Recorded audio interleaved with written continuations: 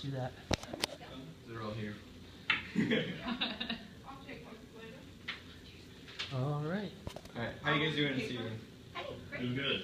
All right, good. Well, my name is Bricks, as Mrs. McWorthy has already told you guys. And I would like to persuade you guys in the changing of the city's bow fishing regulation policy. Now, my previous speech was on bow fishing. It evidently is something I know quite a bit about, so I'd like to speak my mind on it. I contacted the Cedar Rapids Police Department to see what their ideals were for bow fishing within city parks and recreation areas.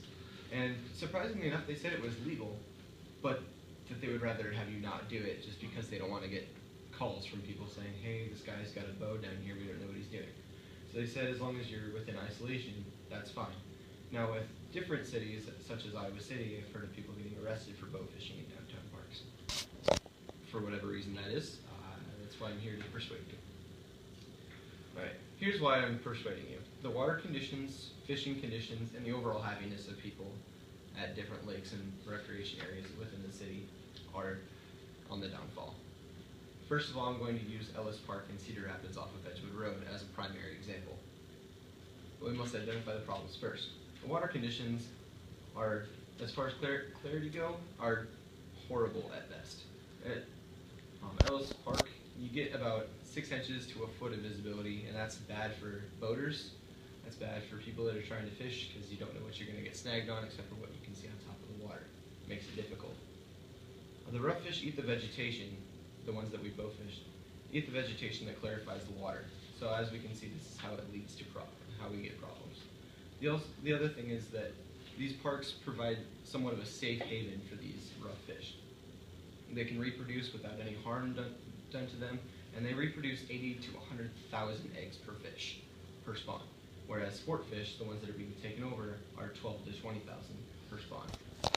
The Ellis Park I've personally fished Ellis Park. I decided to go with a change of scenery this 2 weeks this summer, and the result was my brother caught this one little catfish for 2 weeks.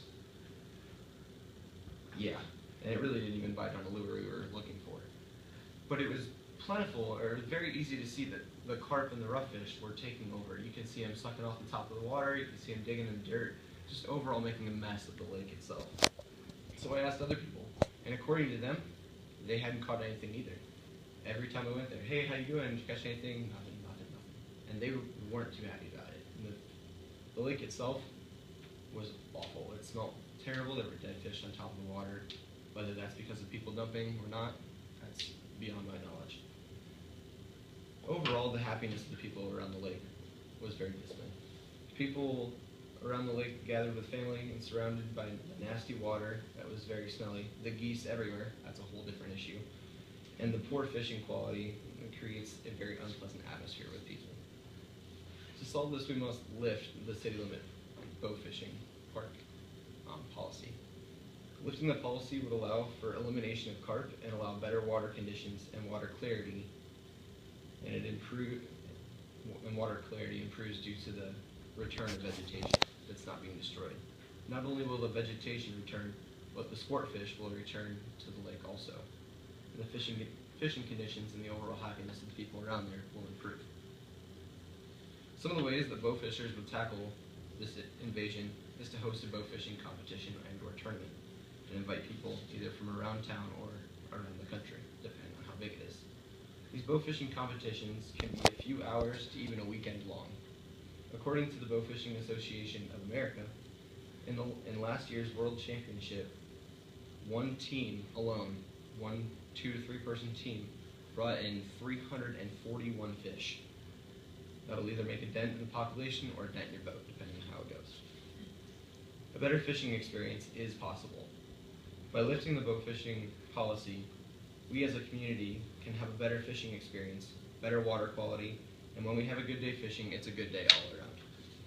The water quality, fishing experience, and happiness of those fishing can all be improved by removing the city's bow fishing park policy. Now, many of you who probably don't fish are asking, why should I care? I don't fish.